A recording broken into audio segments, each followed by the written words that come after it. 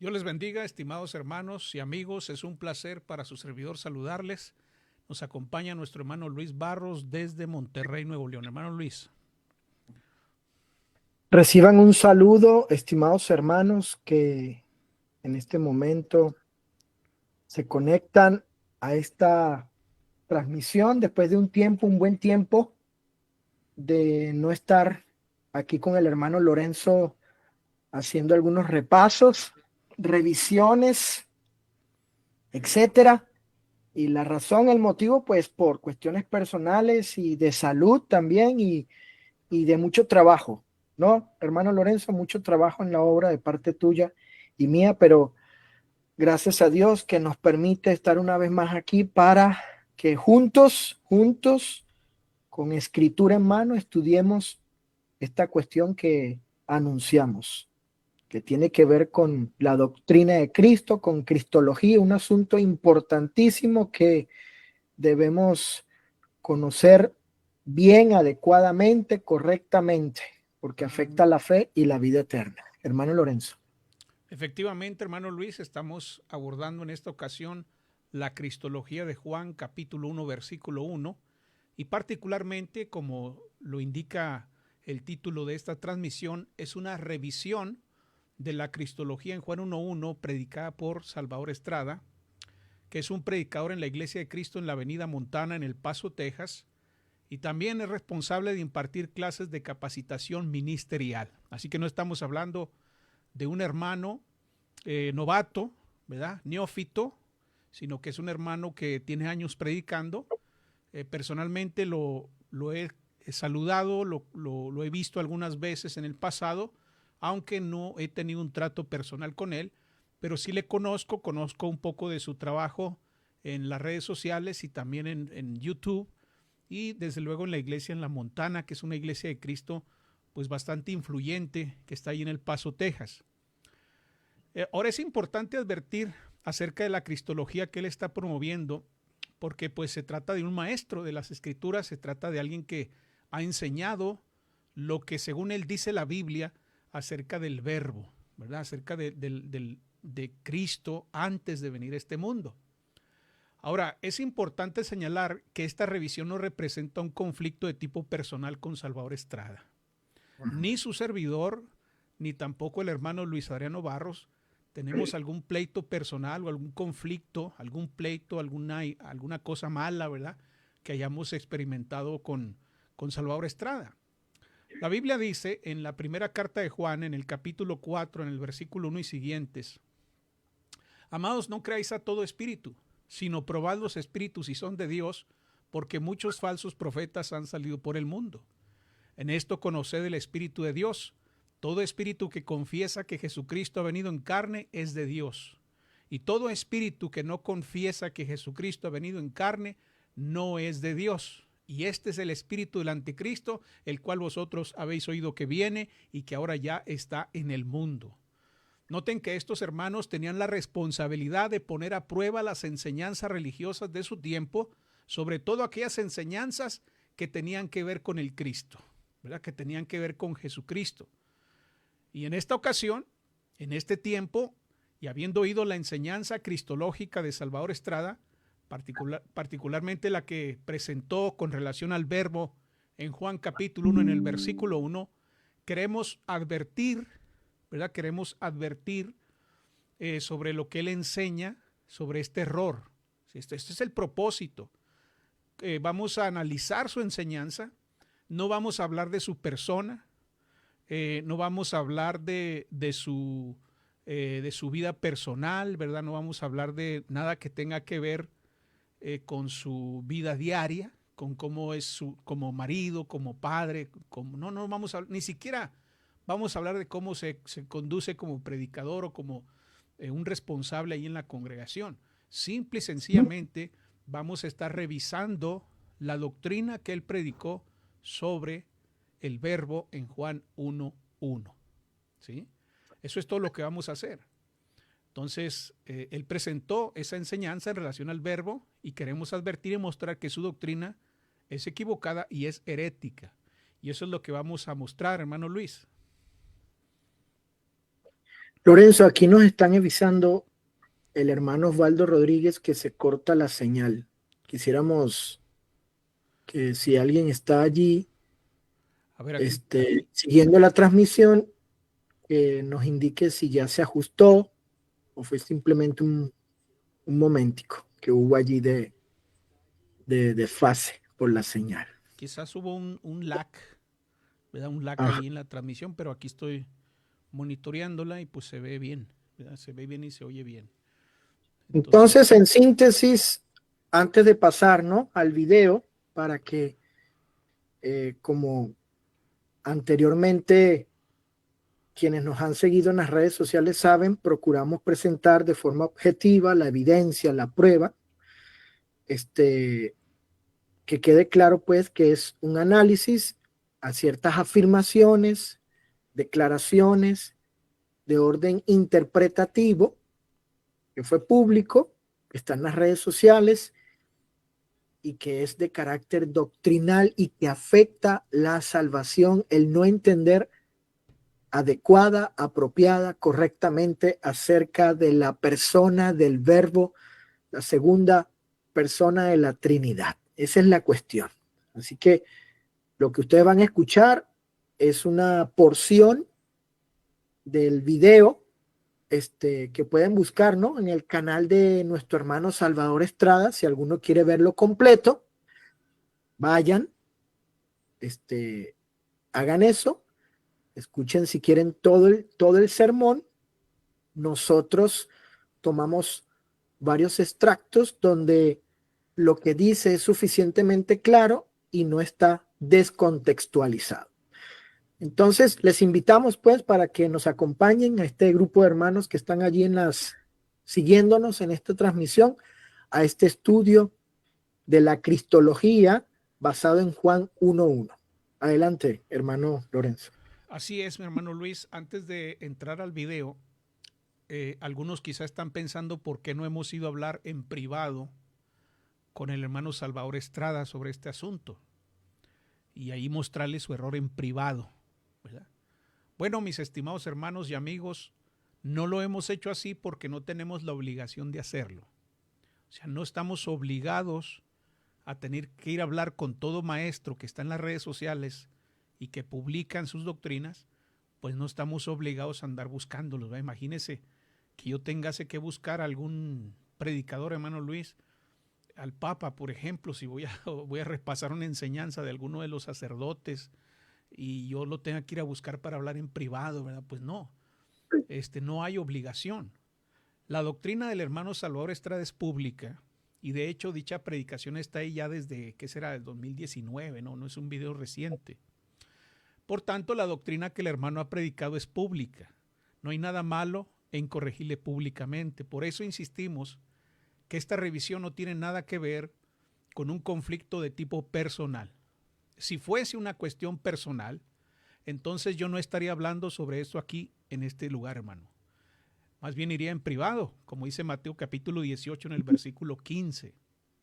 Pero como la predicación del hermano no es en perjuicio de mi persona, sino de la doctrina de Cristo, y esto públicamente, entonces públicamente le corregimos, como hizo Pablo con el apóstol Pedro en Gálatas capítulo 2 en el versículo 11, ¿verdad, hermano Luis? Que no fue y le habló en privado, ¿verdad? No le dijo, a ver, Pablo, ven, porque te voy a decir algo acá en privado. Y lo abrazó y se lo llevó allá, ¿no? Públicamente y delante de todos lo corrigió, lo reprendió, porque esa doctrina que él estaba predicando pues era una doctrina pública y estaba afectando a la hermandad. Entonces, de la misma manera, esta doctrina que vamos a estar repasando se dio públicamente y pues consideramos que es una herejía contraria a la palabra de nuestro Dios. Y hermano Luis, otra cosa importante es el tema, ¿verdad? La cristología, ¿verdad? Dice ahí el título, revisión de la cristología. ¿Y qué es la cristología? Bueno, la cristología, mis estimados hermanos, es la rama de la teología que estudia la persona, naturaleza y obra de Jesucristo. Se enfoca en su divinidad y en su humanidad, su papel en la salvación y su relación con Dios el Padre y con el Espíritu Santo. ¿Sí? Algunos de los temas clave de la cristología incluyen la divinidad de Cristo, la humanidad de Cristo, la unión hipostática, por la que se afirma que Jesús es completamente Dios y completamente hombre, el papel de Cristo en la redención y Cristo como rey y juez, ¿verdad?, en su venida y en su juicio y en su reino eterno. En la historia de la Iglesia han existido distintas perspectivas sobre la cristología, algunas de las cuales fueron declaradas herejías, como el arrianismo o el nestorianismo, por ejemplo. Mientras que otras pues fueron tomadas como correctas, ¿verdad?, como se vio en el Concilio de Nicea en el 325 y en el Concilio de Calcedonia en el 451, ¿verdad? Entonces, vamos a estar viendo esta cristología que predica Salvador Estrada. Agradecemos a todos sus comentarios. Al final de este video vamos a responder algunos de ellos, algunos nada más, no todos, pero sí algunos, para aclarar algunas cosas que están ahí comentando. Pero vamos a pasar al video, hermano Luis. Lo que vamos a hacer es escuchar toda la porción que está diciendo Salvador Estrada.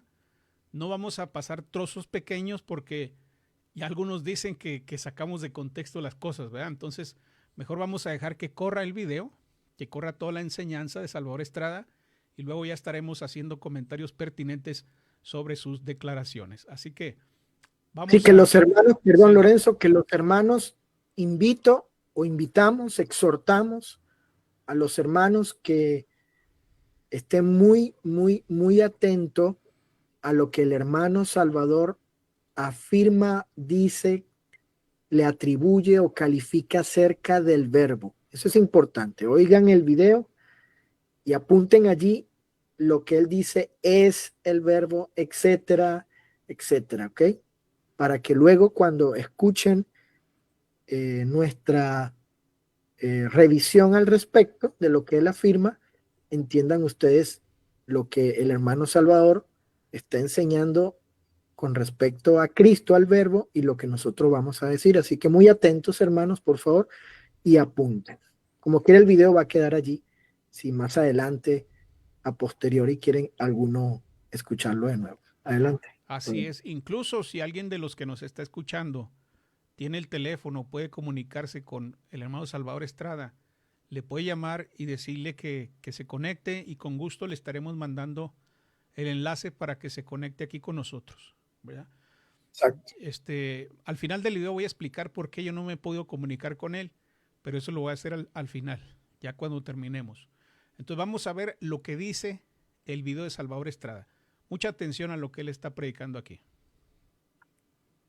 En el principio era el verbo y el verbo era con Dios.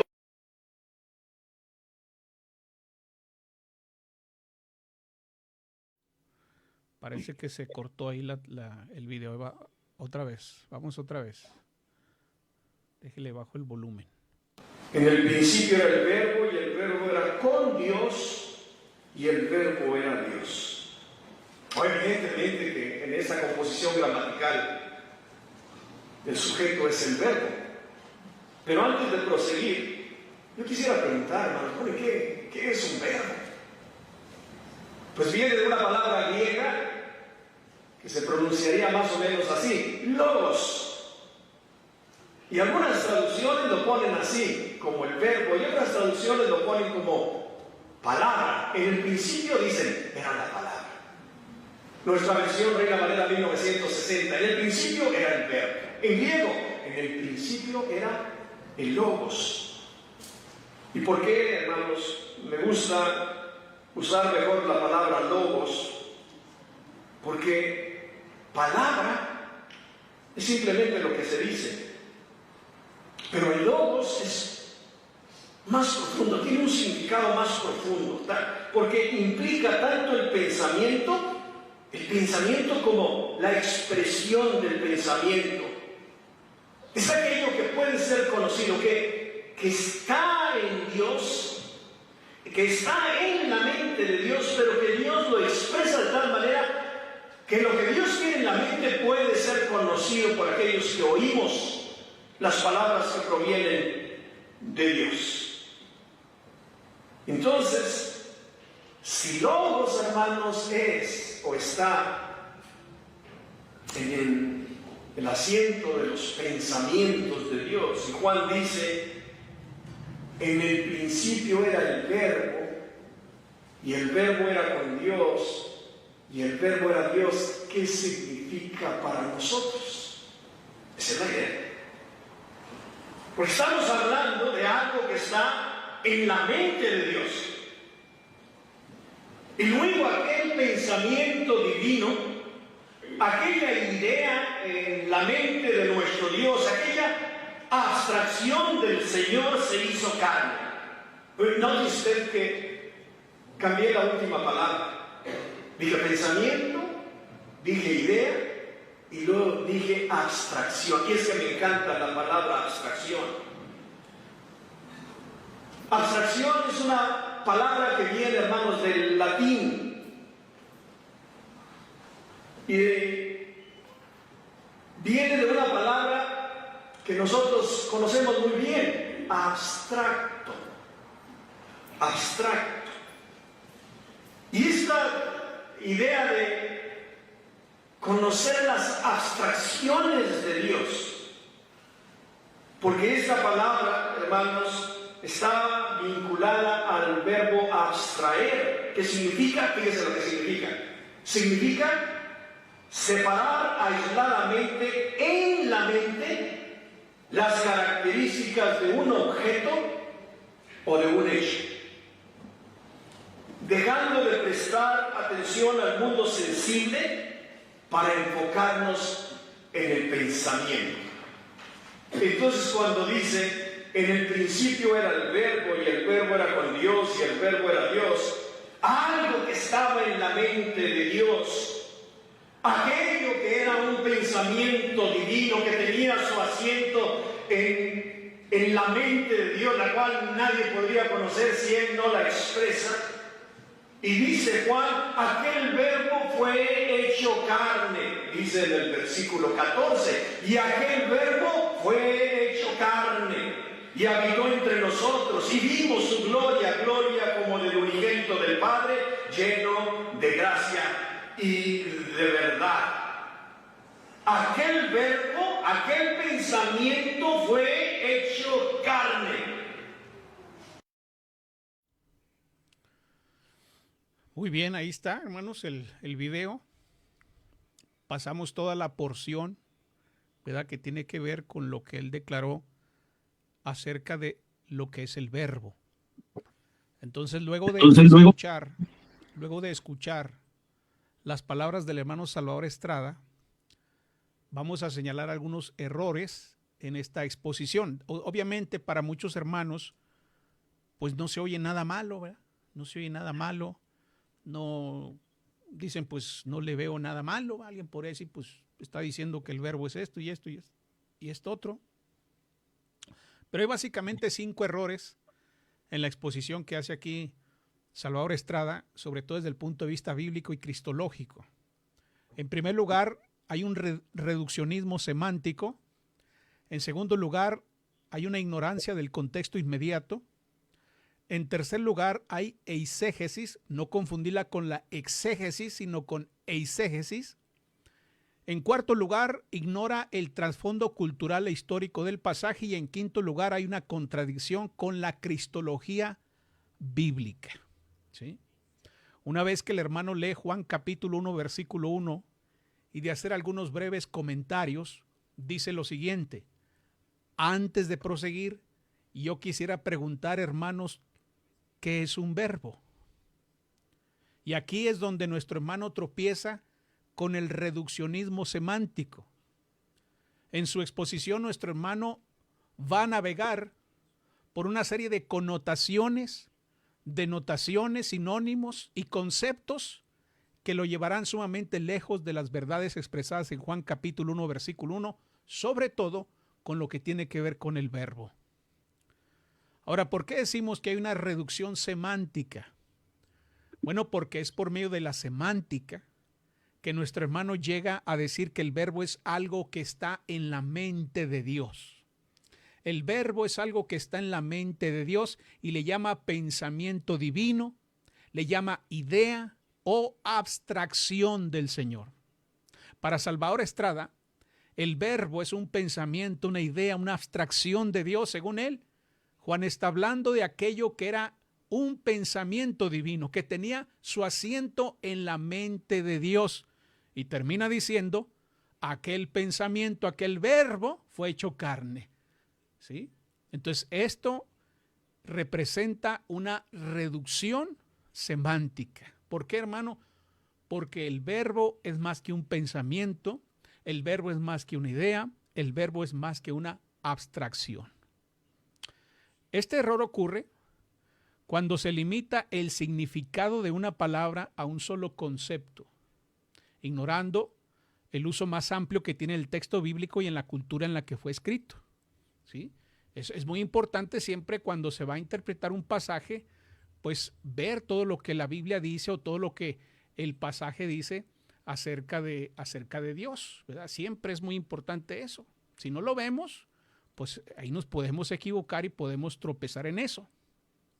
Pero antes de avanzar, hermano Luis, quisiera explicar a la audiencia las abstracciones de Dios, pues para que se den una idea del error, ¿verdad? Cuando dice que el verbo es una abstracción de Dios, y vamos a ver qué es eso. Bueno, las abstracciones de Dios se refieren a los conceptos o atributos divinos que no pueden ser comprendidos completamente por la mente humana, pero que pueden ser expresados mediante ideas generales o simbólicas.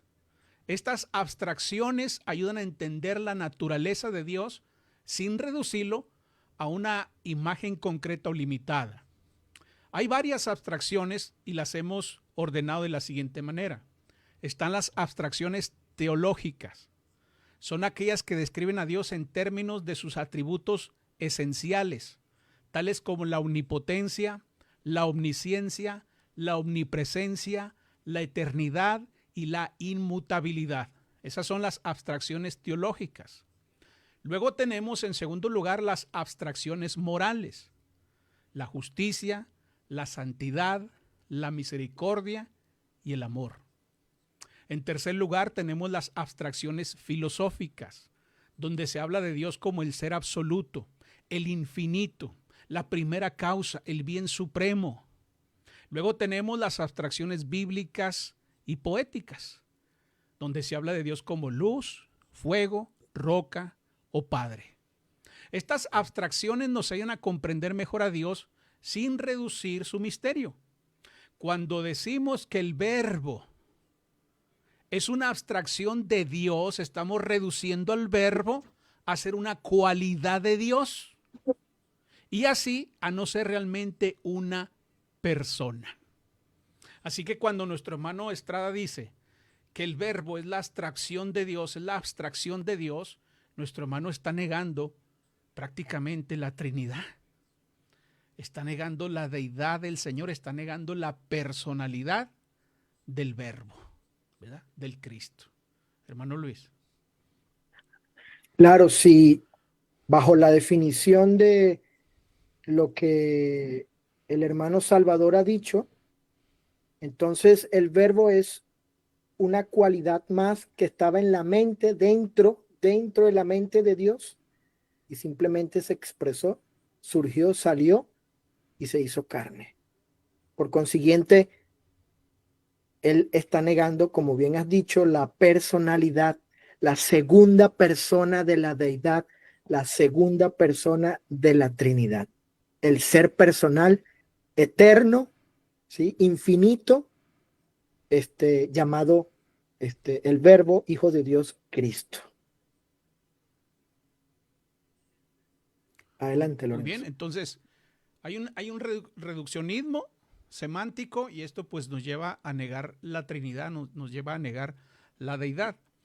Luego el segundo error es el error de ignorar el contexto inmediato, ¿verdad? Ese es el segundo error.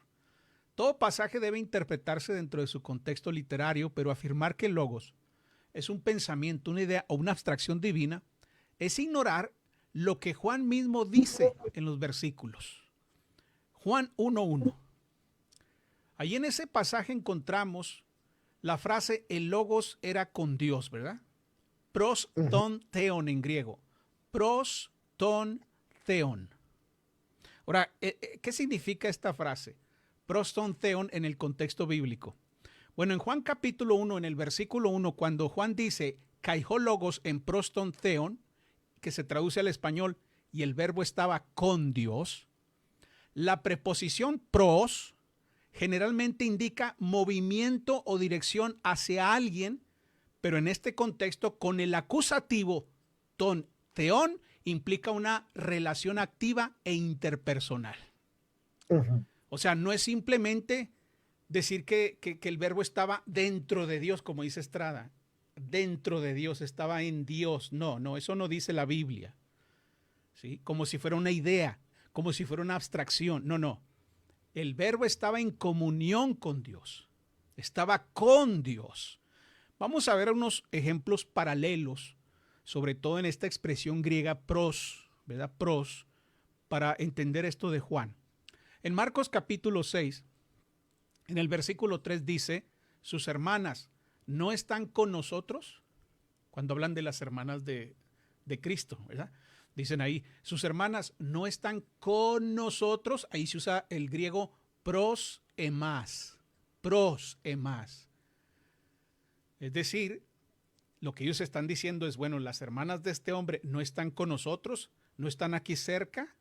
O sea, no es que las hermanas estén en la mente de ellos, como si se las estuviesen imaginando, como si fuesen una idea, sino que concretamente y realmente existían unas mujeres que legalmente y socialmente pues eran reconocidas como hermanas de Jesús, ¿verdad? Entonces no son ideas, son personas, son mujeres a quienes socialmente se les reconocía como hermanas de Cristo. Entonces cuando dice no están con nosotros, usa esa misma construcción griega pros, ¿sí? Hablando precisamente de personas reales. En la primera carta de Juan, en el capítulo 2, en el versículo 1, todos hemos leído que dice sobre Cristo, tenemos un abogado ante el Padre, a Jesucristo el justo. Ahora subrayo esta frase, ante el Padre. La palabra ante es traducción también del griego pros, ¿sí? Pros. Entonces aquí se describe a Jesús como abogado y está en relación activa con el Padre, no solo como un concepto, no solo como una idea, no como una abstracción, no. Está hablando de un abogado literal, de una persona que está ahí activamente con el Padre, intercediendo y abogando por los santos. Entonces este uso paralelo a Juan capítulo 1, versículo 1, lo que refuerza es la idea de que el Logos es una persona que está en comunión con la deidad, con Dios. Si Juan hubiera querido decir que el Logos era solo un pensamiento en la mente de Dios, ¿verdad? Que después se hizo carne o después se expresó, él hubiera escrito su evangelio de otra manera. Por ejemplo, en lugar de decir proston theon, él hubiera usado la construcción en theon, en theo, que significa en Dios, en su mente, dentro de su mente. De hecho, hermanos, hay una construcción griega para hablar de algo que está en la mente, de un pensamiento, de una idea. Tal vez ustedes han oído cuando en la Biblia dice en sus corazones o en su corazón o lo dijo en su corazón. Por ejemplo, en Mateo capítulo 24, en el versículo 48, ahí tenemos un ejemplo donde encontramos la frase griega entekardía, entekardía, en el corazón. ¿Sí? ¿Y qué significa decir en el corazón? Decir en su corazón, pues significa tener un pensamiento, tener una idea, ¿sí? En la mente, que cuando se habla, pues se expresa. Sin embargo, Juan no se expresa en esos términos. En Juan 1.1, él no dice entekardía de Dios o enteo, sino proston theon, lo que refuerza la idea, la verdad de que el verbo no es una abstracción, el verbo no es una idea, el verbo no es un pensamiento, sino una persona divina, una persona real, hermano Luis.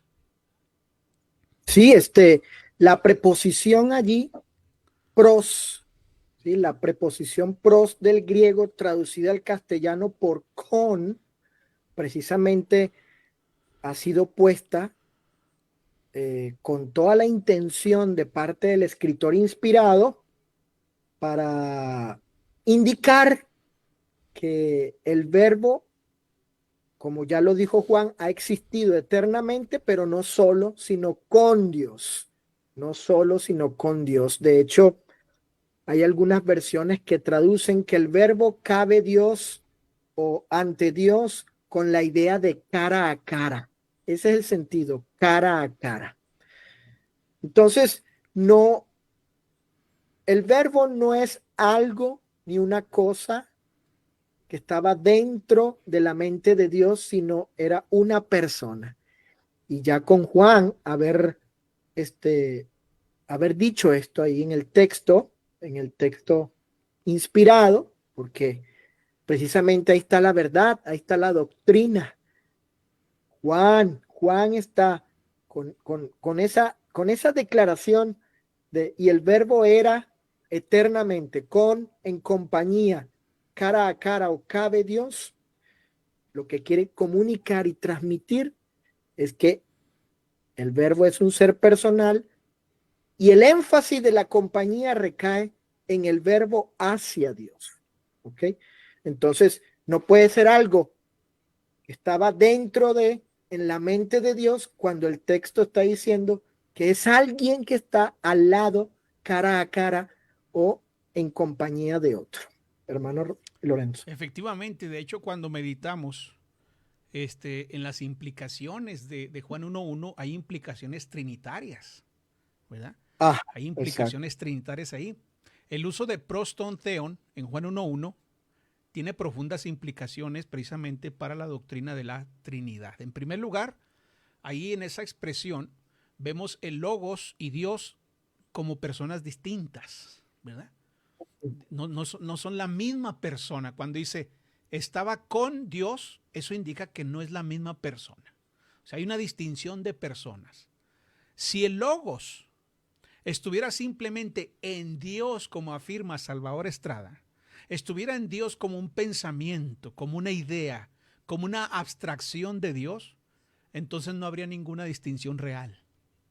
No existiría distinción real. Pero proston theon implica una relación entre varios sujetos personales, lo que respalda la distinción entre el Padre y el Hijo y el Espíritu Santo, ¿verdad? Porque son tres personas distintas. Y eso es lo que indica proston theon. O sea, eso destruye la concepción del unitarismo, ¿verdad? Eso destruye el arrianismo, eso destruye esa idea de Salvador Estrada de que el verbo era un pensamiento divino. No, hermanos, era una persona real en distinción de otras. Ahora, otra cosa interesante es la relación eterna entre el Padre y el Logos. Es decir, en el texto, como bien mencionaste ahorita, hermano, cuando dice era, ¿verdad? En el principio era el verbo. Ahí se usa la expresión griega en, que es imperfecto, indica una existencia continua y eterna. ¿Sí? Uh-huh. Entonces no se dice que el Logos llegó a estar con. O sea, no dice así o sí dice así. Llegó a estar con. Porque los que piensan que el verbo era un pensamiento, pues entonces tuvo un principio, ¿verdad? Tuvo un principio cuando Dios pensó, cuando comenzó a pensar en aquello en lo cual se involucra el verbo, entonces ahí comenzó el verbo a ser generado.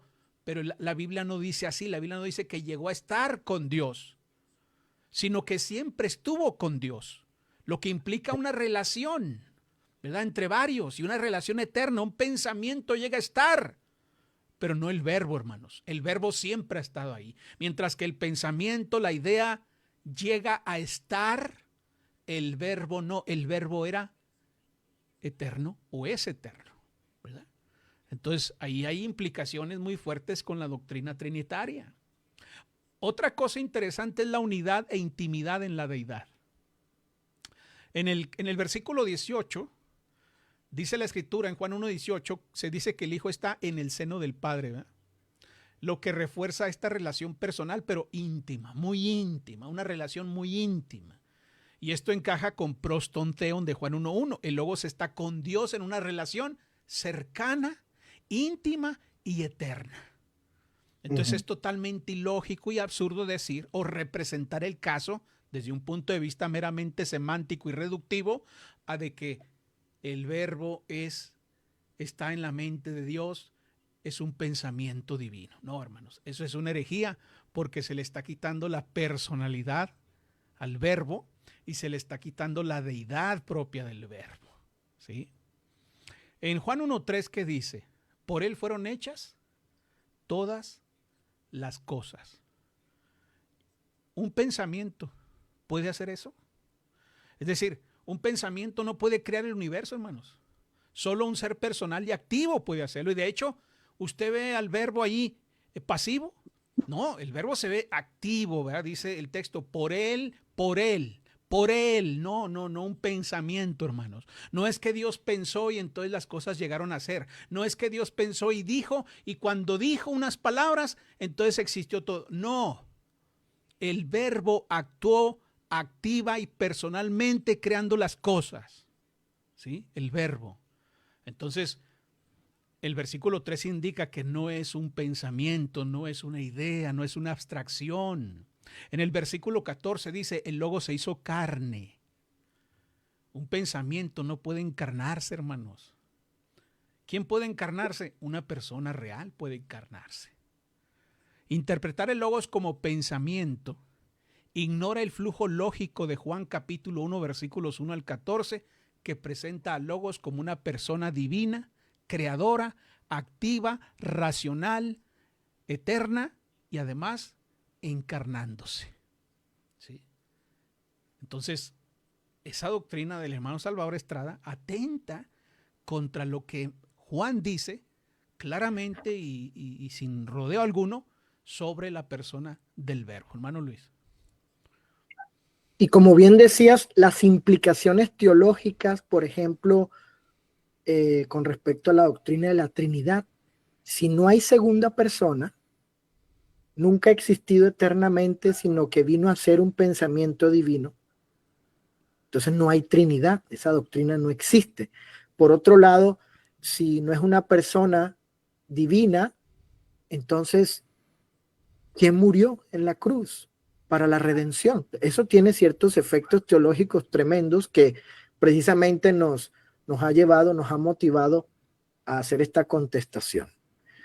Tengo aquí algunas notas. Lorenzo, no sé si tienes algo más que decir. Bueno, sobre ese punto no. Yo iba a entrar a ver lo del error de la eisegesis, ¿verdad? Que es el tercer punto. Pero si hay más ahí sobre esto de hasta donde hemos avanzado ahorita, de cómo hay una reducción semántica, ¿verdad? En la exposición del hermano Salvador Estrada. Bueno, continúa con el asunto de la eisegesis. Muy bien, el error de eisegesis. Acuérdense que no es lo mismo exégesis que eisegesis. Son términos diferentes, ¿verdad? La eisegesis habla de una imposición en el texto, meter al texto una idea que el texto no contiene. Eso es lo que significa. Entonces, la eisegesis ocurre cuando alguien impone una interpretación preconcebida al texto en lugar de extraer su significado a partir de su contexto original. Eso es exégesis.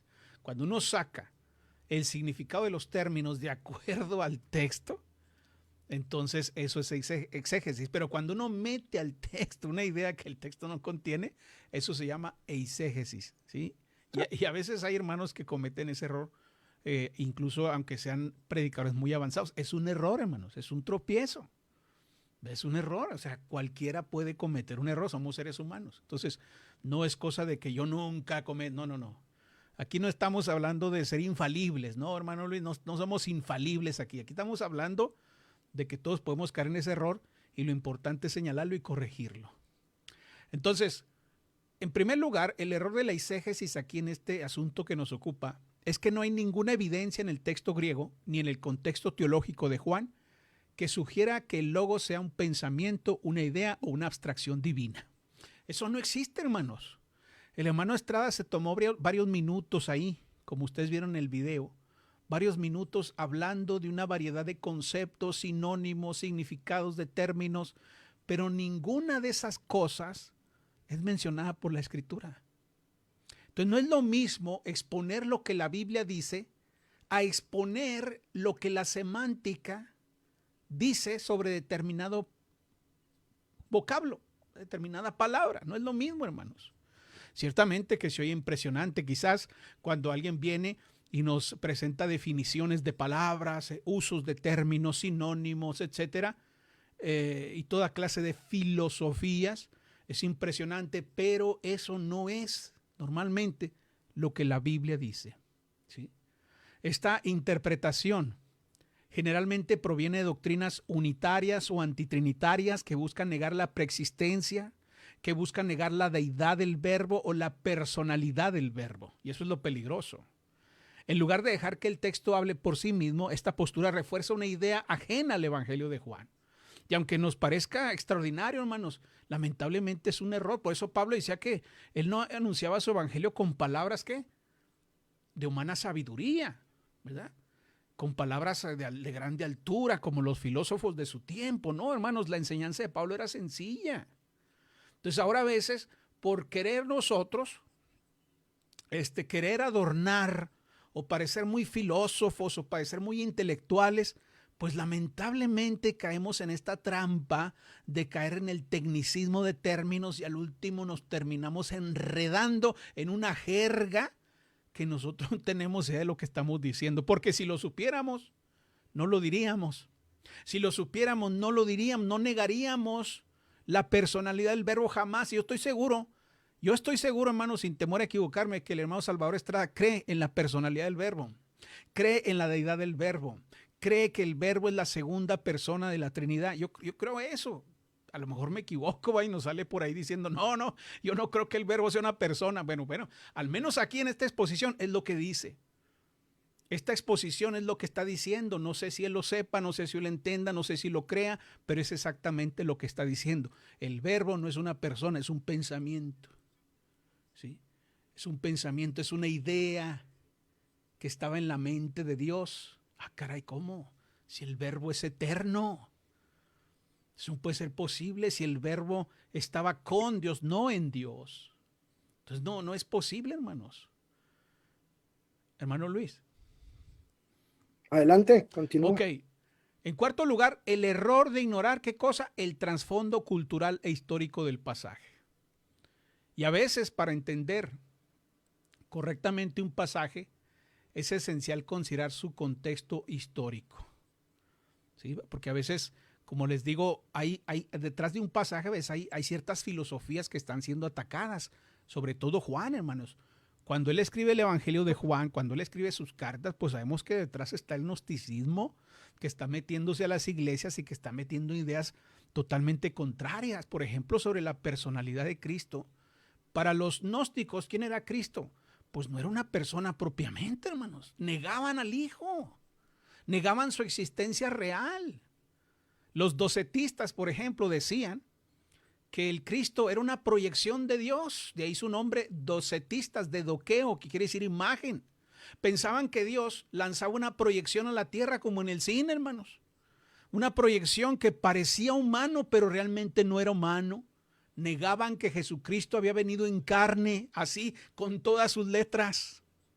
Y curiosamente, el apóstol Juan pues se llena de evidencia, ¿verdad?, en demostrar que Jesucristo era de carne y hueso, ¿verdad?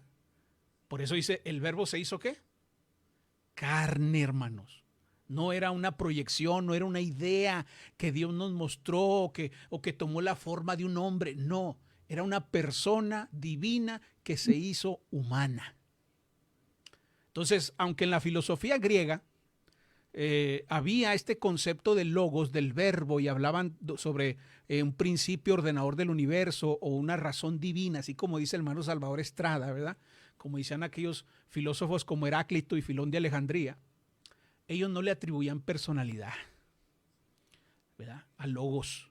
Mientras que el pensamiento bíblico, el pensamiento judío, pues es efectivamente del logos, del verbo, pero con personalidad. Y eso lo vemos en el Antiguo Testamento. Cuando vemos al verbo, a la palabra, a dabar en hebreo, dabar, crear las cosas, el medio creativo, ¿verdad? Es el que crea todo, él personalmente, como una persona trabajando y obrando en la creación, como la persona que obró en la creación, de hecho. Entonces no es el mismo concepto de la filosofía griega y lamentablemente a veces los padres de la iglesia, que todos venían de un contexto griego, hermanos, que todos venían de filosofías como San Agustín, que había sido maniqueo, Orígenes y todos ellos, ¿verdad? Que venían con conceptos pues de la filosofía griega. A veces quisieron explicar las doctrinas bíblicas y lamentablemente a veces tropezaron en el proceso, hermanos.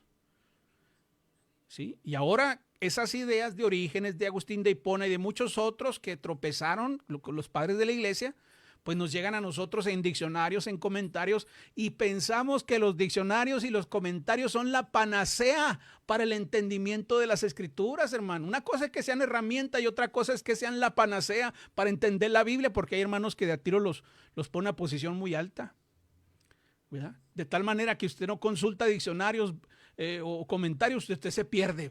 Válgame, no puede ser posible. O sea, la palabra no es suficiente ahora. La escritura no es suficiente. Cuando, ¿qué dice Pablo sobre la escritura? Toda la escritura es inspirada por Dios y útil ¿para qué? Para enseñar, para redarguir, para corregir, para instruir en justicia, a fin de que el hombre de Dios sea perfecto, enteramente preparado para toda buena obra, sin comentarios. Sin comentarios. Entonces, hermanos, confiemos más en la Biblia y tengamos mucho cuidado de esos trasfondos que a veces nos queremos meter y que nos llevan al error, hermano Luis. Sí, estaba pensando en el punto anterior de que exégesis se compone de un prefijo, sacar, ¿verdad? Sacar, extraer. Y precisamente cuando se hace una exégesis correcta, se va al texto para sacar de él lo que el texto, en este caso Juan, está queriendo decir con respecto al verbo, porque ahí la persona principal pues es el verbo y lo que se predica, lo que se dice acerca de él. Entonces, lamentablemente, vemos aquí un caso más, no ha sido el único, inclusive uno no está exento tampoco de esto. No estamos diciendo que nosotros tenemos una vacuna que nos hace inmune a que podamos caer en este error, pero en este caso, en este repaso, esta revisión que estamos haciendo, tenemos aquí un ejemplo de un hermano predicador que públicamente no hizo una exégesis de Juan 1:1, sino una eisegesis, que es introducirle, atribuirle al texto algo que no dice, tomándolo precisamente en todo eso que tú dijiste.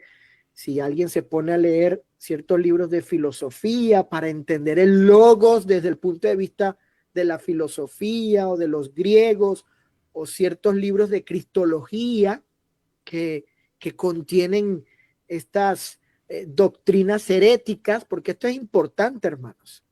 Aquí les invitamos a que ustedes,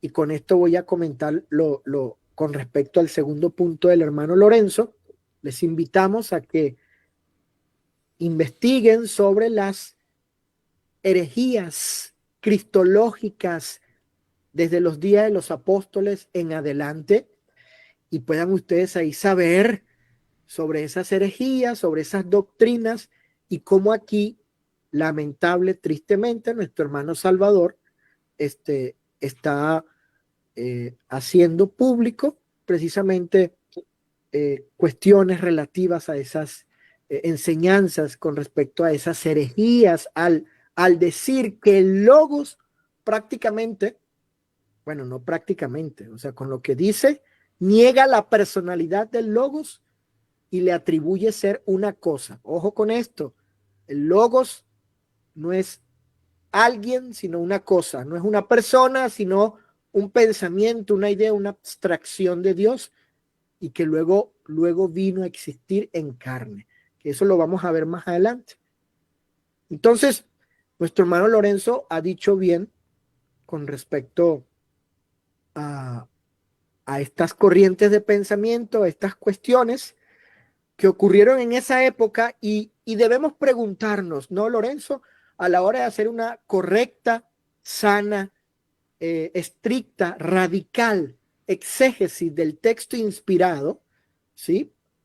Y claro, sabemos que como bien dijo Pedro, hay algunas cosas que son difíciles, pero no imposibles de entender. Pueden costar un poco, echarle más coco, más estudio, más lectura, más dedicación, pero no necesariamente hay que encontrar la respuesta afuera de la escritura y luego leemos esas cosas y venimos con esas ideas preconcebidas, venimos ya con esos conceptos ya predispuestos en la mente y leemos el texto no entendiendo lo que el texto dice, sino tratando de armonizar lo que hemos traído con el texto, ¿verdad? Y bueno, ahí desnaturalizamos el texto si se hace esa eisegesis. Entonces, hay que preguntarnos para hacer una correcta, debida, sana, radical, es decir, de raíz del texto inspirado, interpretación. Hermano Lorenzo, hubo algún motivo en Juan, y no solamente el motivo de comunicar la verdad divina acerca del Logos como la segunda persona de la deidad, el cual es Dios y ha existido eternamente, el infinito, el verbo atemporal. A ver, bueno, no solamente él tuvo la motivación de querer transmitir la verdad bíblica, sino que había motivaciones contextuales históricas. Es decir, en esa época, habían herejías y falsas enseñanzas en los días de los apóstoles y por eso encontramos las cartas de Juan enfatizando con respecto a la encarnación. Si alguno no confiesa que Jesucristo vino en carne, ¿qué es? El anticristo. ¿Sí? Entonces, habían herejías contra Cristo en esa época. Entonces, hay un contexto allí histórico de índole religioso o herético, donde Juan también tuvo la motivación de decir, bueno, obviamente no solamente comunica la verdad bíblica, sino en razón de refutar, rebatir las herejías, ¿sí? que por ejemplo, había en esa época, ¿no? Y que luego vinieron a tener cierta formalidad, como la de Arriano, Sabelio y otros, etcétera. Pero es importante, como bien ha mencionado nuestro hermano Lorenzo, que debemos considerar a la hora de hacer hermenéutica el contexto. En este caso, pues, el contexto de esta índole. Y nuestro hermano Salvador, lamentablemente, hierra al no considerar esa cuestión y preguntarse, aparte de la verdad bíblica que transmite Juan, ¿qué contexto hay aquí con respecto a esto? ¿Por qué Juan está queriéndonos decir o ha querido decirnos que ese verbo eterno estaba con otro? ¿Por qué? ¿Por qué con otro que no estaba solo? ¿Por qué nos muestra esa eternidad antes de la creación de él? ¿Qué pasa? ¿O qué pasaba? Bueno, basta con ir e indagar al respecto. Hermano Lorenzo. Efectivamente, hay que considerar siempre el propósito detrás ya de Juan 1:1. Y podríamos decir que el Evangelio de Juan tiene como propósito principal, el Evangelio en todo su contenido, pues tiene el propósito de revelar la identidad divina de Jesucristo. Ándale, eso es clave, ¿verdad? la identidad. Y presentarlo como el Hijo de Dios y Salvador del mundo.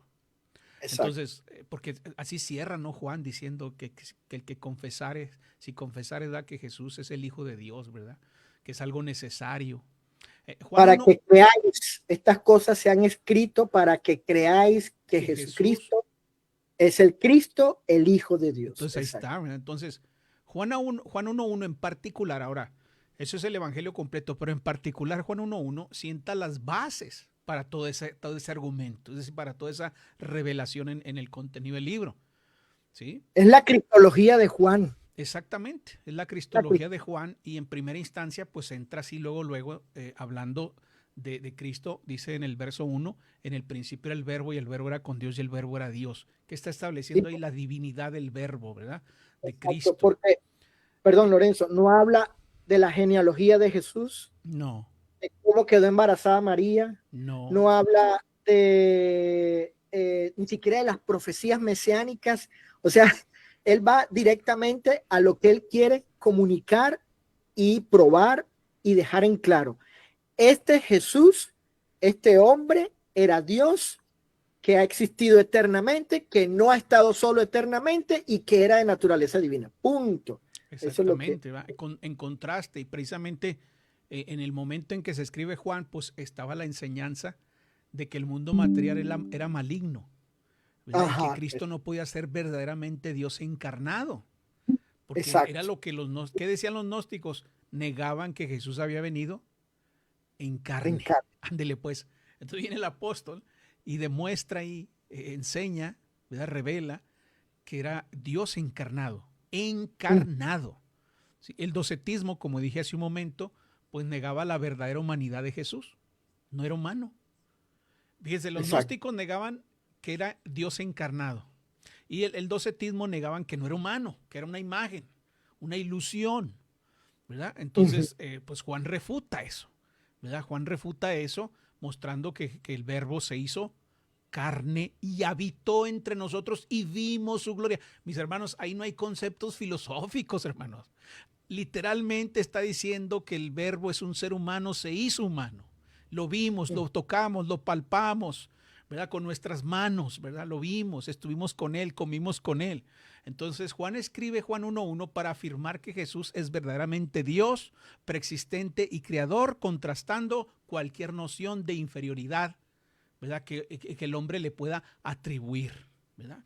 Entonces, ahora volviendo a este punto, ahí en Juan capítulo 1, en el versículo 3, ¿verdad? Donde habla de que Jesús creó todas las cosas, pues ahí se representa a Jesús como Dios, hermanos, como el creador, ¿verdad? El Logos como creador, todas las cosas por él fueron hechas y sin él nada de lo que ha sido hecho fue hecho. Si el Logos fuera un pensamiento, una abstracción de Dios, entonces sería parte de la creación.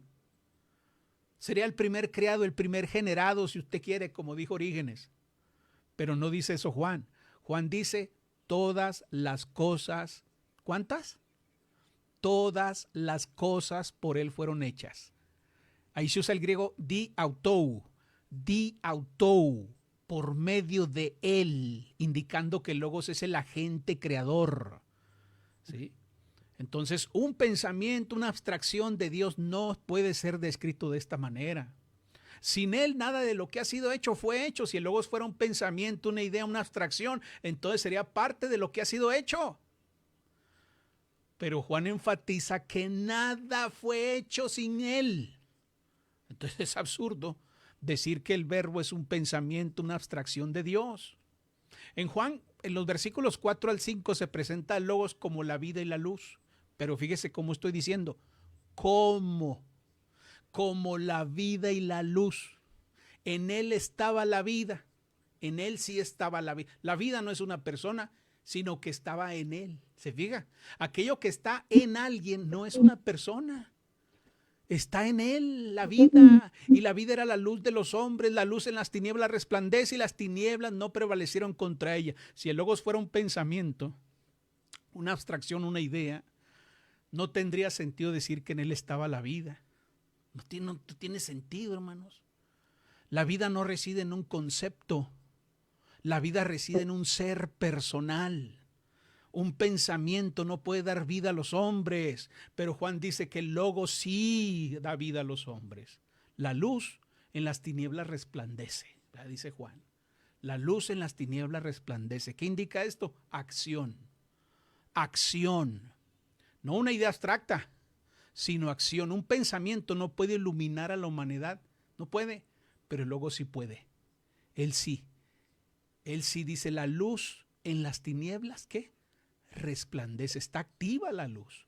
En los versículos 10 al 11 tenemos al Logos rechazado, hermano Luis. En el mundo estaba y el mundo por él fue hecho, pero el mundo no le conoció. A lo suyo vino y los suyos no le recibieron. Si el Logos fuera un pensamiento, una abstracción de Dios, ¿cómo podría estar en el mundo y cómo podría ser rechazado? En el mundo estaba, esto implica una presencia real y activa, hermanos. En el mundo estaba, así como está el hermano Luis ahí, así como está usted ahí ahorita en su casa sentado en una silla, así el verbo estaba en el mundo estaba. ¿Sí? Esto implica una presencia real y activa, no un mero concepto. Dice, los suyos no le recibieron. Un pensamiento no puede ser aceptado o rechazado, pero Juan dice que el Logos sí fue rechazado. Ahora alguien podría estar pensando, hermano, espérese, pero un pensamiento sí puede ser rechazado. Bueno, usted tiene que meditar en eso. ¿Sí? Fíjese, el texto dice, en el mundo estaba. O sea, usted tiene que interpretar esto de rechazado dentro de la frase que le acompaña. Dice, en el mundo estaba. En to cosmos en. Es lo que dice en griego. Aquí Juan declara que el Logos estuvo presente en el mundo. Una presencia real, ¿sí? Física. Esto sugiere una presencia real activa, no una idea abstracta. Cuando decimos, en el mundo estaba, no estamos hablando de una manera abstracta. No estamos hablando de una manera real. ¿Sí? Si el Logos fuera un pensamiento, una idea abstracta, una abstracción de Dios, no podría estar en el mundo. Realmente no podría estar. El mundo por él fue hecho, pero el mundo no le conoció. Aquí hay una paradoja. El Logos creó el mundo. ¿Quién creó el mundo? El Logos. Pero el mundo no le conoció. El Logos lo creó y el mundo no lo conoce. Es una paradoja aquí. Un pensamiento no puede ser desconocido porque un pensamiento no tiene una existencia separada de quien lo piensa, hermanos. ¿Sí? No puede ser posible. Sin embargo, Juan dice que el mundo no le conoció, lo que implica que el Logos no tiene una identidad distinta. Tiene una identidad distinta y objetiva, es real. ¿Sí? A lo suyo vino y los suyos no le recibieron. A lo suyo vino, esto sugiere ¿qué? Movimiento intencional. Hay un movimiento intencional aquí y esto indica personalidad. ¿Hacia dónde vino? A su pueblo, hermanos.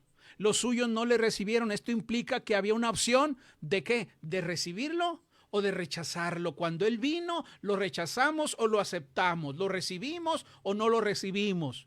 Si el Logos fuera un pensamiento, ¿cómo podría venir a los suyos y estar con ellos? ¿Cómo podría acercarse a los suyos si fuese un pensamiento, una abstracción de Dios?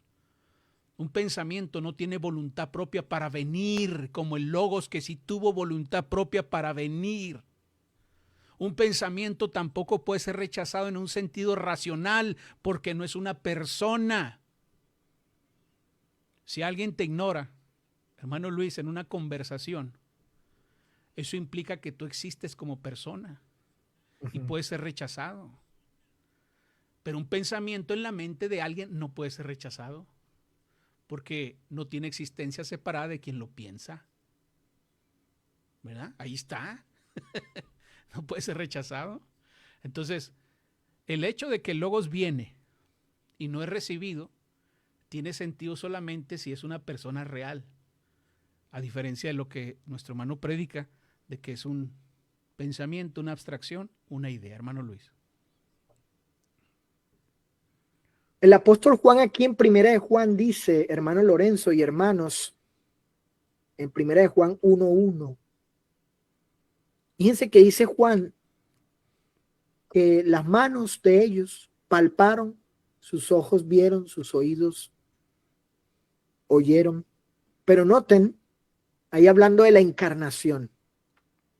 La encarnación hizo posible que el verbo de vida, fíjense, con referencia a la vida eterna, dice el verso 2, porque la vida fue manifestada. En el capítulo 5,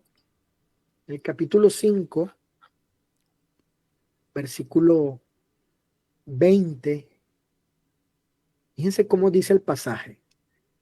Sabemos que el Hijo de Dios ha venido y nos ha dado entendimiento para conocer al que es verdadero, y estamos en el verdadero, en su Hijo Jesucristo. El Hijo, noten, es el, ¿qué cosa? Verdadero Dios y la vida eterna.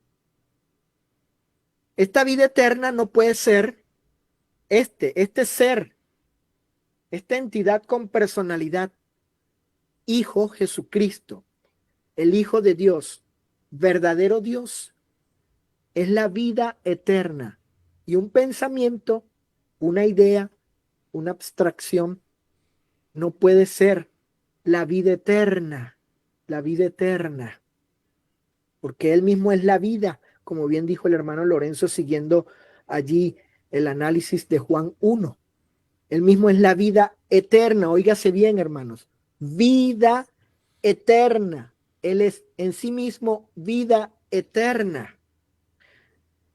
Claro, esa vida eterna, inmaterial, en espíritu, se hizo carne y los apóstoles dicen, bueno, aquella vida que existe por sí mismo, lo cual es una, una cualidad de la deidad, la aciedad, que es la existencia por sí mismo, porque Él es vida, Él es la vida eterna.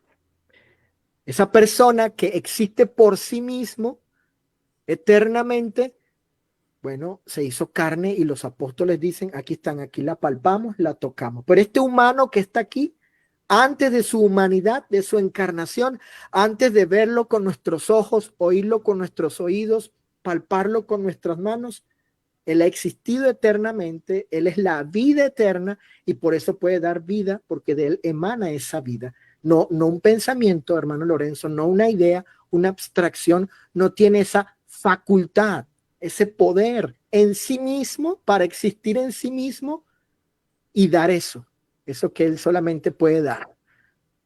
Entonces es interesante cómo sigue el apóstol Juan demostrando aquí la naturaleza divina con estas expresiones y con esto en particular, que Él es la vida eterna. Se podría decir que Él ha existido eternamente como persona divina que se encarnó, ¿sí? Pero no así un pensamiento, una idea, ¿no? No cumple con esas cualidades, con esas prerrogativas que solamente el Hijo de Dios cumple en sí mismo, como la vida eterna. Entonces esto es importante para que vean ustedes cómo el apóstol inspirado, la escritura, sigue demostrando una idea, la verdad, muy distinta a lo que ha enseñado nuestro hermano Salvador al atribuirle al Logos ciertas características no propias de su naturaleza divina, en este caso como la vida eterna, ¿sí? Autoexistente, personal, distinta al Padre y al Espíritu Santo, pero existente en la comunidad trinitaria, en la familia trinitaria allí.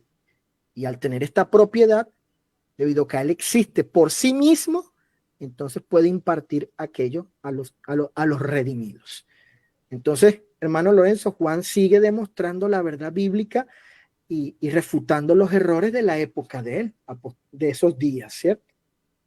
De hecho, dice Pablo en la primera carta a Timoteo, dice que no hay ninguna discusión, Dios fue manifestado en carne. ¿Quién fue manifestado en carne? La naturaleza divina, no un pensamiento, ojo, no una idea, no una abstracción de Dios, no, eso no dice el texto. ¿Dónde está el libro, capítulo y versículo que enseña que lo que se manifestó fue una idea, un pensamiento, una abstracción de Dios? No, ahí Pablo dice claramente la naturaleza divina en la persona del Hijo, obviamente, según el contexto, se manifestó en carne.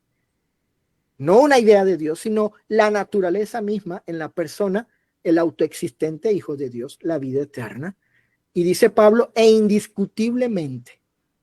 No había discusión para los apóstoles, no había debate, no había allí ninguna duda de que el encarnado era el autoexistente Dios divino eterno que tomó forma humana. Hermano Lorenzo. Muy bien. El quinto punto, el error de contradicción con la cristología bíblica, ¿verdad? Toda interpretación de Juan 1.1 debe ser coherente con la enseñanza global de la Biblia sobre Jesucristo, hermanos. Debe haber armonía, ¿sí? En la cristología. Juan capítulo 17, versículo 5 dice: glorifícame tú, Padre, con aquella gloria que tuve contigo antes que el mundo fuese. Jesús habla de una gloria compartida con el Padre antes de la creación. ¿Sí? Está claro ahí. Glorifícame tú, Padre, con aquella gloria que tuve contigo antes que el mundo fuese. Un pensamiento no puede tener gloria ni estar con alguien. Y Juan 17:5 refuta esa idea.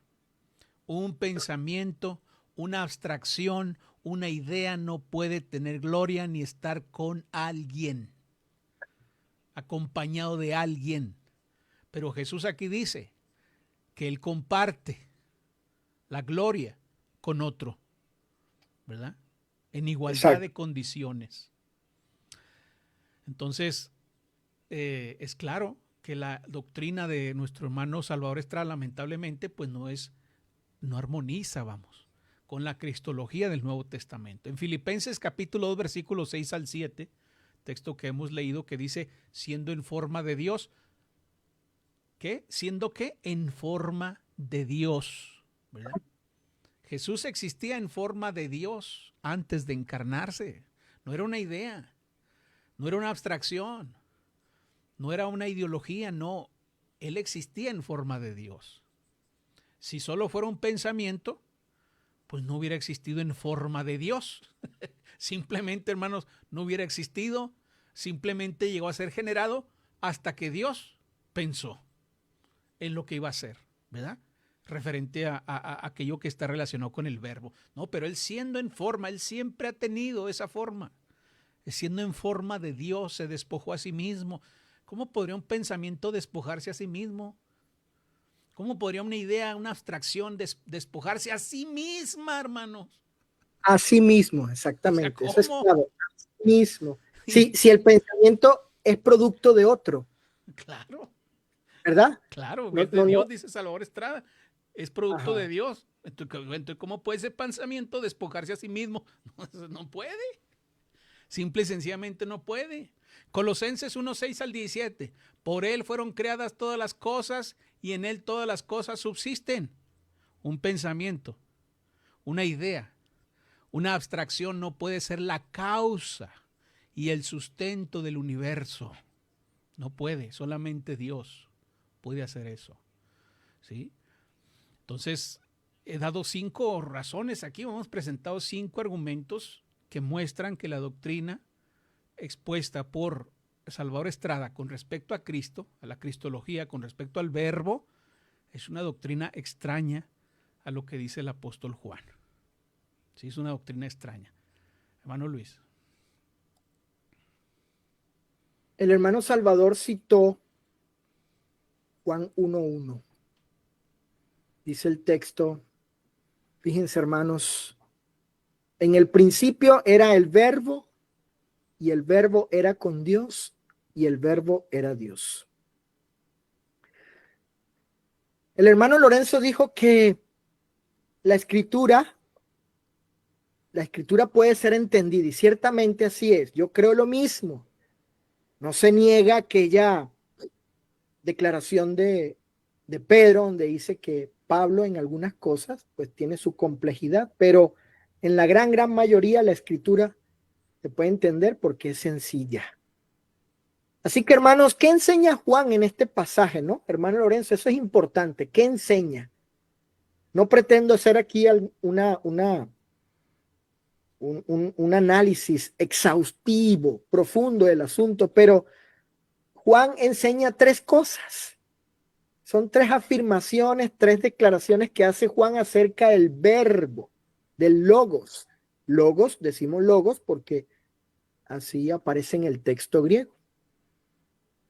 El apóstol Juan está enseñando en primer lugar acerca de la eternidad del verbo cuando dice que el verbo era eternamente en el principio.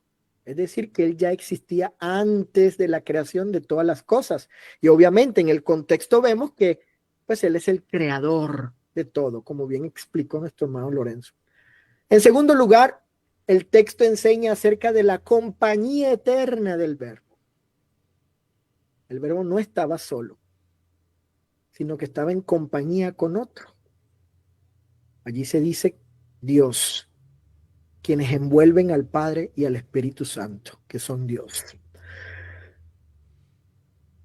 Y luego, en tercer lugar, el apóstol Juan enseña con su tercera declaración la naturaleza eterna del Verbo, su esencia, que Él es Dios, que Él es Dios. Estas son las tres enseñanzas del apóstol Juan en este pasaje, y yo creo que ustedes pueden partir de allí, de este bosquejito, ¿no? Y luego indagar, profundizar más al respecto. Pero esto es lo que, digamos, la enseñanza teológica en el pasaje con respecto al Verbo.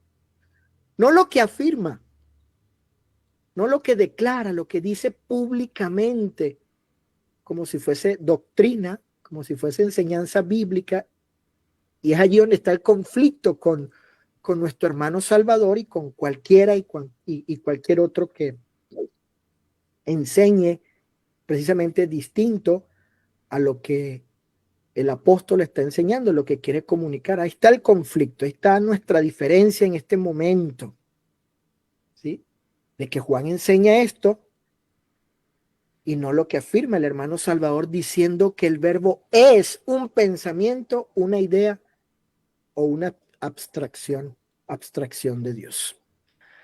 Ahora es interesante, hermano Lorenzo y hermanos, que teniendo esto claro, hermanos, teniendo esto claro acerca de la eternidad del Verbo, la compañía del Verbo y la naturaleza del Verbo, bueno, con estas tres afirmaciones con respecto al Verbo, se niega en primer lugar, pues las ideas de que no hay una causa creadora, un agente creador. En este caso, el Verbo. El Verbo es el creador de todo.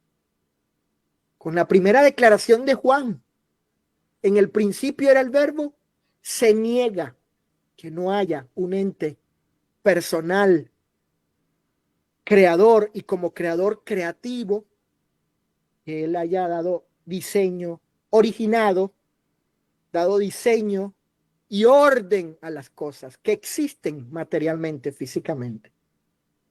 En segundo lugar, con la segunda declaración, y el Verbo era con Dios, la compañía eterna del Verbo. Bueno, aquí se niega la doctrina de Sabelio, de los unicitarios, que afirman que Jesús es solo, que Jesús es solo. Pero Juan está diciendo aquí que no, que el Verbo estaba en compañía con otro, no estaba solo. Se niega esa doctrina, se niega al entender que el Verbo era una persona existiendo eternamente en compañía, cara a cara, ante, como bien dijo nuestro hermano Lorenzo, cabe Dios allí. Y en tercer lugar, la naturaleza del Verbo. Y el Verbo era Dios.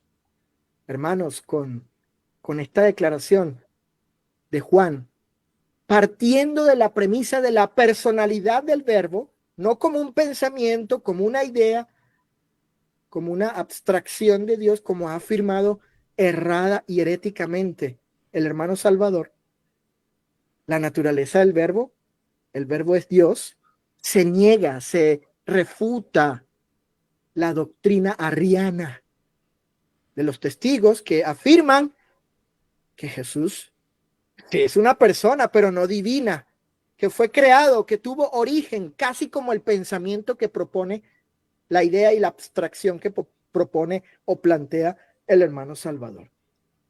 Entonces, la doctrina herética de nuestro hermano, que ojalá,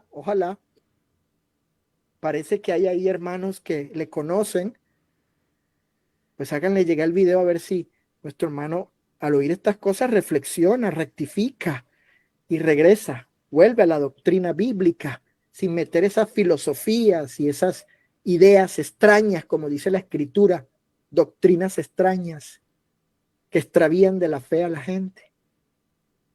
Si nos quedamos con el texto, hermano Lorenzo, hermanos, entendiendo la personalidad de la segunda persona de la deidad y estas tres afirmaciones, podemos refutar todas estas doctrinas que hoy en día tienen mucha fuerza, la de los testigos, la de los unicitarios y de los ateos que no creen que hay una causa, un agente, un creador, pues vaya, ¿no? Que dio principio y origen a todo. Fíjense, tenemos que presentar el texto y decir, hay una persona de naturaleza divina, eterna, creador, creativo, con pensamiento, voluntad, intención, acción, movilidad, etcétera, que hizo todo y que no está solo y que es de esta naturaleza. Con la doctrina de Salvador no es posible refutar estas falsas enseñanzas. Por eso hay que ir al texto, entenderlo, conocerlo, y ahora sí, vamos a enseñar precisamente que estas falsas doctrinas precisamente son contrarias a la cristología. Hermanos, el verbo es una entidad con personalidad, no impersonal. Ojo con eso, pendiente. Es una entidad con personalidad, no impersonal. Los testigos de Jehová creen eso acerca del Espíritu Santo. Ellos dicen que es una entidad impersonal, como una cosa, como el viento, la electricidad, etcétera. Bueno, hay que estudiar allí, hay que conocer que precisamente así como el verbo, el Espíritu Santo son entidades con personalidad. El verbo no es una cosa o algo, sino un quién. Ojo, no es una cosa el verbo, no es algo, sino un quién. El pasaje de Juan implica, como bien ha explicado nuestro hermano Lorenzo, la personalidad del verbo. Miren, aparte de su existencia eterna, como dice la cláusula número 1 del texto, Juan 1:1, el verbo no estaba solo, el verbo estaba en compañía con otro, porque aunque el verbo era igual a Dios, tercera cláusula, el verbo era un ser distinto que estaba en compañía con otro. El énfasis, oigan esto, el énfasis de la compañía recae en el verbo de quien habla Juan. Es él quien estaba en compañía. Sobre él recae el énfasis, de modo tal que él es el que estaba acompañando a aquel con quien estaba. ¿Quién? Una persona, no una cosa, no un algo, como lamentablemente ha enseñado y heréticamente nuestro hermano Salvador. Miren, vamos a ver algunos pasajes, vamos a analizarlos para considerar precisamente la personalidad del verbo. Ahí en Juan capítulo 8, verso 24, dice la escritura, y si yo juzgo, mi juicio es verdadero, porque no soy yo solo, sino yo y el que me envió, el Padre. Fíjense qué interesante este pasaje, inclusive en su contexto. Jesús usa un pronombre personal, yo, de una persona. Y habla, se atribuye a sí mismo cualidades de personalidad, juzgar. Por otro lado, dice la expresión, no soy yo solo, y ahí la palabra soy es la misma, eimi de Juan 8:24, indicando pues que, como la morfología dice, lo enseña, él es eterno. Él eternamente no era solo, sino con aquel que lo envió. Ahora, si ustedes leen el verso 17, en el verso 17, Jesús en su argumento, fíjense este detalle, hermanos, que refuerza la afirmación de Jesús de que él no era solo, de que él era, ciertamente ahí estaba un hombre delante de ellos. Sí, pero en otras palabras, él nunca eternamente ha estado solo, sino con aquel que lo envió, el Padre. Y para reforzar eso, Muy sabiamente el Señor en el verso 17 cita la ley y les dice que en boca de dos hombres o personas el testimonio, lo que se dice, debe ser creído. Bueno, a la luz del contexto, ¿quiénes son esos dos? Jesús usa la ley para indicar somos dos. Yo no soy un pensamiento, nunca he sido un pensamiento, pues se puede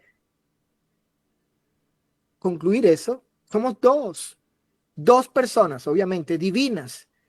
Les estoy citando la ley para que entiendan que somos dos. Yo no solo, yo y el Padre, como dice otro pasaje de Juan 10. Y lo que estoy diciendo y haciendo testifica quién soy y quién he sido eternamente. Entonces, fíjense, no puede citar Jesús la ley, verso 17, para indicar que siempre han sido dos, él y el Padre, y reforzar lo que dice el 17 para convencerla ahí de la calidad testimonial de que son dos los que están dando testimonio al respecto, cuando no lo es, cuando él no es ese otro con el Padre. No es posible eso. En Juan capítulo 17, pasando a otro pasaje, versículo 5, dice el texto: ahora pues, Padre, glorifícame tú al lado tuyo, con aquella gloria que tuve contigo antes que el mundo fuese. Fíjense, hermano, atentos. El texto dice que Jesús está orando al Padre y le pide: glorifícame tú. ¿Qué cosa, hermano Lorenzo? Al lado tuyo. No dentro de ti. No dentro de ti como un pensamiento, como una idea, como una abstracción de Dios, sino al lado tuyo. ¿Desde cuándo? ¿O cuándo? Vamos a hablar en estos términos. ¿Cuándo? En la eternidad pasada, Jesús compartía una gloria con él, contigo, fíjense. Que de hecho, hermano Lorenzo, ahí esa palabra en castellano contigo es la misma preposición pros de Juan 1, donde dice y el verbo era con Dios. Contigo. Pero noten que ese estar al lado de él, con él, como persona, compartiendo esta gloria, este honor, esta majestuosidad, mejor dicho, ¿sí? Como Dios, la tenía él al lado del Padre, con él, antes que el mundo fuese, es decir, eternamente. Salvador, el hermano Salvador dice: el logo es o está en el asiento de los pensamientos de Dios, es decir, dentro. Eso dice el video, hermanos, óiganlo. El hermano Estrada dice: el logos, el verbo, Cristo el Hijo, es o está en el asiento, aquí reposa, dice aquí, eso es asiento, reposa en el asiento de los pensamientos de Dios. Pero el texto de Juan 17:5 dice que está al lado, no en, no dentro de él, no dentro del Padre, no dentro de Dios, sino al lado. Noten el texto: glorifícame tú al lado. Y se explica con la siguiente frase: contigo, antes que el mundo fuese. Otro pasaje, Juan 17:24.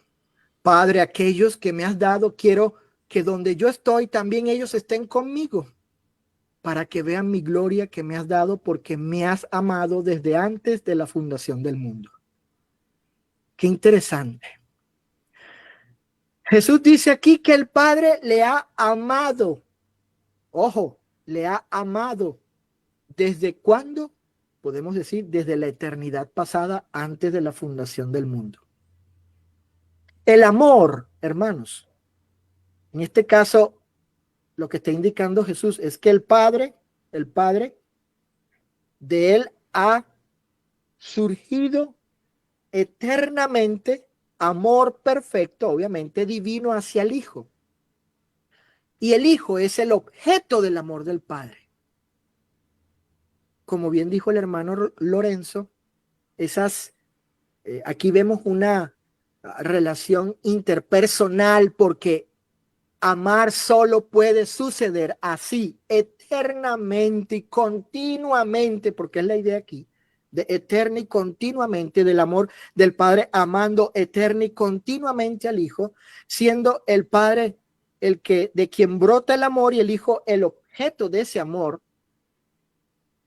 Eso puede solo ocurrir entre personas, entre personas. Y aquí, noten el texto, ese amor dado por el Padre al Hijo era desde antes de la fundación del mundo, en la eternidad pasada. Por consiguiente, ahí estaba la persona del Hijo. No era un pensamiento, no era una idea, no es que el Padre estaba amando una idea, amando un pensamiento, amando una abstracción. No. Estaba amando una persona, así como usted ama a su esposa, a sus hijos, ¿sí? Porque esas personas pueden comprender, pueden entender, pueden gozar, pueden beneficiarse de ese amor. Una persona capaz racionalmente, capaz, que tiene la facultad para entender, disfrutar, gozar, beneficiarse de ese amor. Entonces aquí vemos a una persona eterna, el Padre, amando a otra persona, el Hijo, eternamente. Solo se aman entre personas. No se ama un pensamiento, una idea, una abstracción dentro de. No, ya leímos al lado tuyo, ahí estuve contigo eternamente y tú amándome. Hermanos, la tercera afirmación de Juan acerca del verbo, y el verbo era Dios, dice Juan 1:1. Esa tercera afirmación o cláusula de Juan con respecto al verbo implica la personalidad del verbo. Noten lo siguiente. Juan está afirmando acerca de la naturaleza divina del verbo. Dado que el verbo es Dios, luego no es una cosa, no es algo que salió o brotó de Dios, sino que es Dios mismo. ¿Sí vieron? ¿Ven el punto? Juan está indicando ese que ha existido eternamente, ese que no ha estado solo, sino con Dios, es de naturaleza divina. No es algo, no es una cosa que salió, brotó de Dios, sino que es Dios mismo. Entonces, y dado que la naturaleza divina es distinguida por sus atributos, y sus atributos muestran personalidad, por ejemplo, como amar. Amar es una cualidad moral, no de un pensamiento, no de una idea, no de una abstracción como heréticamente y lamentablemente ha afirmado Salvador, nuestro hermano Salvador. No, es una cualidad moral de una persona.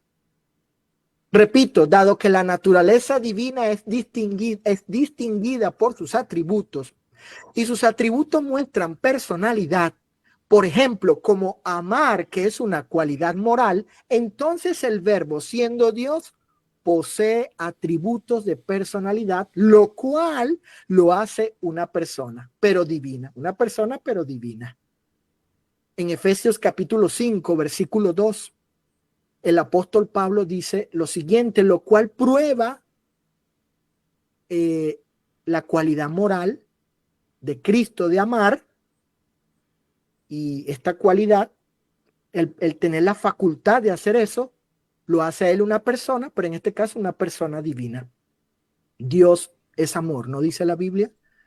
Bueno, dice aquí Efesios 5:2, y andad en amor como, noten la comparación, también Cristo que nos amó. ¿Vieron? Eso que hizo Cristo prueba su personalidad, porque es una cualidad de personalidad, de persona, el amar. Y aquí Pablo está diciendo, Él nos amó. Por consiguiente, Él es una persona moral, divina, obviamente, que ama. No es un pensamiento, no es una idea, es una persona. Por eso la divinidad de Cristo prueba también su personalidad. Es más, en la misma carta allí, en el mismo capítulo, pues, versículo 23 dice, como Cristo amó a la iglesia. ¿Vieron? Tenemos aquí a un ser llamado Cristo que ama. La única conclusión, Él es una persona. Y esa persona es Dios. Por consiguiente, es eterno. Por lo tanto, eternamente Él ha existido como persona distinta al Padre y al Espíritu Santo. Porque Él es parte de la familia trinitaria. Ahí está la Trinidad. Entonces aquí tenemos esta facultad de Cristo de amar, que es una cualidad moral. Por lo tanto, y esa cualidad son de personas, una persona divina, Cristo, y se demuestra la personalidad del verbo. No es una idea o no es una abstracción, un concepto, etcétera, un pensamiento. Por último, fíjense, el apóstol Juan muy sabiamente no nos dejó con la incógnita o con el desconocimiento de la identidad del verbo. Ojo, identidad, como bien dijo el hermano Lorenzo. ¿No? Si ustedes leen Juan capítulo 1, versos 14 y 18, allí encontramos la identidad del verbo.